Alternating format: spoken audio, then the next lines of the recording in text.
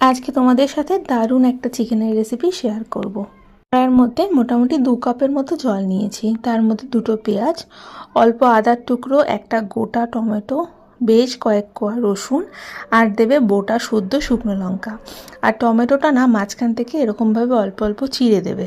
এবার এই সমস্ত সবজিগুলোর সাথে দেবে মোটামুটি 8 থেকে 10টার মতো কাজু। সমস্ত কিছু কিন্তু বেশ অনেকক্ষণ ধরে বয়েল করার জন্য রেখে দেবে। তোমরা যদি চাও তাহলে এই সব যে সেদ্ধ করবে তার মধ্যে চিকেনটা অ্যাড করতে পারো, বা এই প্রসেসটা যে আমি করছি সেভাবেও তোমরা করতে পারো।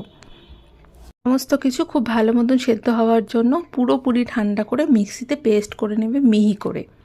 চিকেনটাকে আমি আগের থেকে কিন্তু অল্প একটু লেবুর রস দিয়ে মাখিয়ে রেখে দিয়েছিলাম, ধরে নাও ওই 8 ঘন্টা থেকে 45 মিনিটের জন্য। কড়াইয়ের মধ্যে বেশ কিছুটা সাদা তেল আর অল্প একটু বাটার দিয়ে সেই চিকেনগুলোকে ভালো মতন ভেজে নেব, অল্প একটু নুন আর হলুদ দিয়ে। খুব কড়া করে ভাজবো না, এরকমভাবে অল্প একটু রঙটা চেঞ্জ হলে কিন্তু তুলে রেখে দেব। সেই তেলের মধ্যে বেশ কিছুটা গোটা গরম মশলা ফোড়ন দেব। ফোড়নটার থেকে যখন সুন্দর একটা গন্ধ বেরোবে তখন আঁচটা কম করে বা গ্যাসের আঁচটা একদম বন্ধ করে দিয়ে দেবে কাশ্মীরি লঙ্কা গুঁড়ো। মোটামুটি 1 থেকে 2 চামচের মতো কাশ্মীরি লঙ্কা গুঁড়ো দেবে, তার সঙ্গে দেবে হলুদ গুঁড়ো। এবার যে পেস্টটা করে রেখেছিলাম সেই পেস্টটা দিয়ে অল্প একটু জল দিয়ে খুব ভালো মতন কষাতে হবে, যতক্ষণ না পর্যন্ত একটা কাঁচা গন্ধ চলে যায় আর সাইড থেকে খুব ভালো মতন তেলটা ভেসে ওঠে।